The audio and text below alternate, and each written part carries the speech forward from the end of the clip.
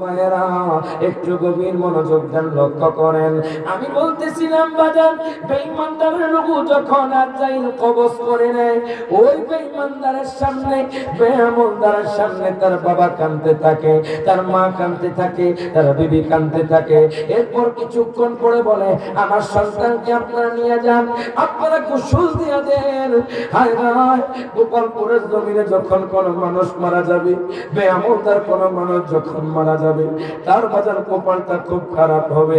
যখন জানাজার গোসল দিয়া, ইমাম সাহেব যখন জানাজার নামাজ পড়ায়া, বাজারদের তার আত্মীয় স্বজন যখন কবরের দিকে নিয়ে যাবে, বাজার সহিহ বুখারী শরীফের হাদিস, আন আনাস ইবনে মালিক রাদিয়াল্লাহু তাআলা قال قال رسول الله صلى الله عليه وسلم إن العبد إذا وضع في قبره وتولى عنه أصحابه أنه لا يسمع قرعان عليهم। প্রত্যেকে জবানটা খুলে কোন মারহাবা মারহাবা। হযরত আনাস বিন মালিক রাদিয়াল্লাহু তাআলা থেকে বর্ণিত, যিনি আমার নবীজির 10 বছর খেদমত করেছেন বাজার, যখন বেঈমানদারের যখন লাশটা কবরে রাখা হয়, যখন গোপালপুরের জমিনে কোনো বেঈমানদার মারা যাবে, ইন্নাল আবদা ইযা বুদিআ ফি কবরিহি, যখন বেঈমানদারকে কবরে রাখা হবে, যখন কবরে রাখা হবে, ওয়াতাওয়াল্লা আনহু ওয়াসাবহু, তার আত্মীয় স্বজন যখন কবর দিয়ে চলে যাবে, আন্নাহু লা ইয়াসমাউ করানি আলাইহিম, ওই কবরওয়ালা ব্যক্তি জুতার আওয়াজ শুনতে পাইবে, ডাক দিয়া কইব, আব্বু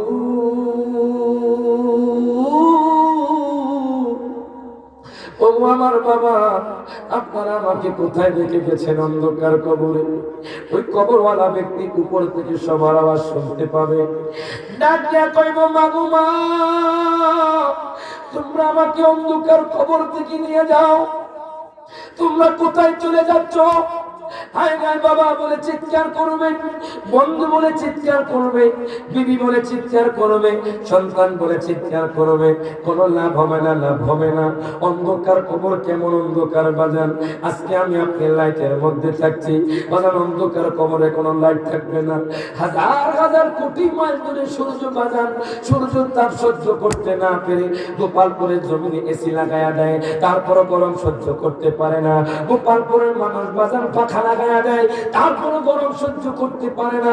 আর কবরে তো কোনো এসি থাকবে না, কবরে তো কোনো পাখা থাকবে না। এবার যখন বেঈমানদারকে কবরে রাখা হবে, প্রথমে একজন ফেরেশতা চলে আসবে, আল্লাহু আকবার।